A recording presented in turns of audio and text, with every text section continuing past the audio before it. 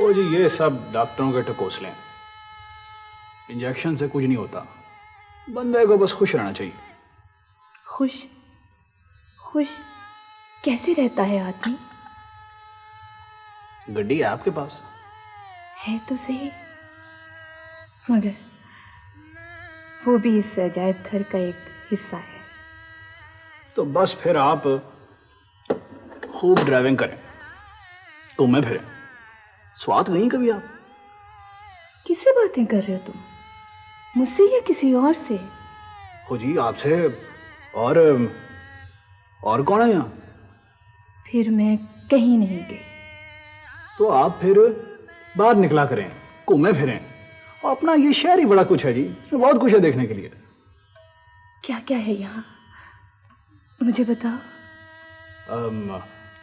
बड़े बड़े होटल हैं, फुहारे हैं, बाग हैं। अंधे भी तो रहते हैं ना शहर में। हाँ जी जी, मैं समझा नहीं जी आपकी बात। उनमें से एक अंधी मैं भी हूँ।